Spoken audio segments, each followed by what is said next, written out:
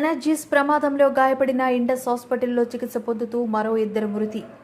పరవాడ సెనర్జీస్ ప్రమాదంలో గాయపడి చికిత్స పొందుతున్న నలుగురులో ముగ్గురు మృతి.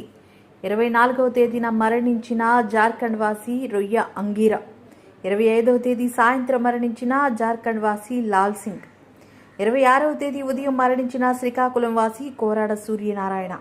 మృతదేహాలను పోస్టుమార్టం నిమిత్తం కేజీహెచ్ మార్చురీకి తరలింపు.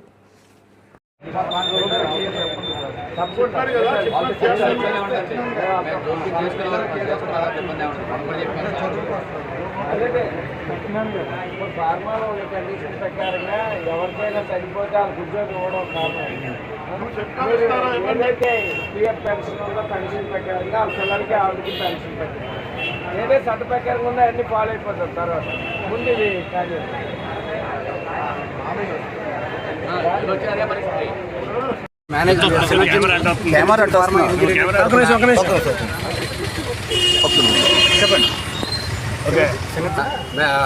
డైరెక్టర్గా మా ఎండి గారు బ్రదర్ మాట్లాడుతున్న నా పేరు శ్రీనివాసరావు. ఓకే, మా 23వ తారీఖున జరిగిన దుర్ఘటనలో నలుగురు దురదృష్టవశాత్తు తీవ్రంగా గాయపడ్డారు. అందులో చికిత్స పొందుతూ ముగ్గురు కాలం చేశారు. ముగ్గురికి కూడా గవర్నమెంట్ ఆదేశాల మేరకు జిల్లా విశాఖపట్నం కలెక్టర్ గారి ఆదేశాలు, అనకాపల్లి కలెక్టర్ గారి ఆదేశాల మేరకు మేనేజ్మెంట్ డెసిషన్ తీసుకుని ప్రతి వాళ్ళకి కూడా ₹1 ఎక్స్గ్రేసియా కంపెన్సేషన్ ఇవ్వడం జరుగుతుంది. స్పాట్లోనే ఇవ్వడం జరుగుతుంది.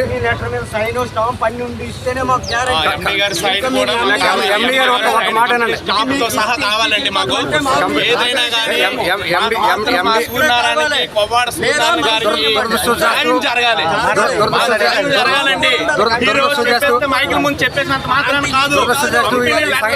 సంఘటన జరిగింది. ఎండి గారి తరఫున మేనేజ్మెంట్ తరఫున ఒక డైరెక్టర్ గా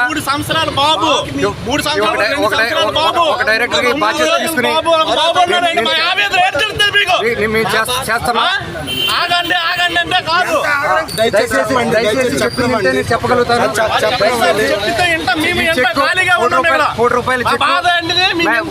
ఇప్పుడే ఇవ్వడం జరుగుతుంది గవర్నమెంట్ ఆదేశాల మేరకు.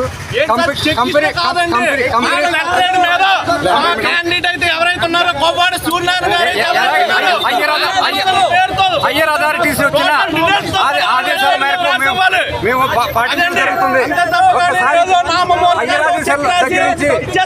వచ్చిన ఆదేశాలని మేము శిరస వహించాలి. కలెక్టర్ గారు చెప్పిన ఆదేశాలు శిరస వహించాలి. మాకు నచ్చినట్టుగా ఈ లెటర్లు అయితే కలెక్టర్ గారి మాకు నచ్చినట్టుగా బంధువుల పేరు కానీ ఏమీ లేకపోవడం చాలా నమ్మకం శక్తి కలెక్టర్ గారు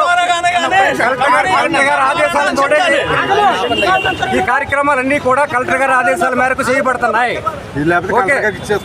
లేకపోతే కలెక్టర్ గారికి చెక్ అందజేస్తాం. కలెక్టర్ గారి దగ్గర నుంచి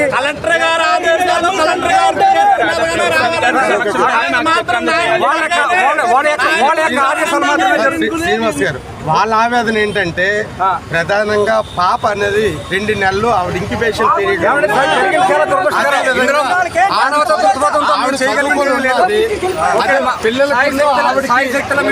మా ప్రయత్నాలు మేము చేసాం. పిల్లల చదువుల కోసం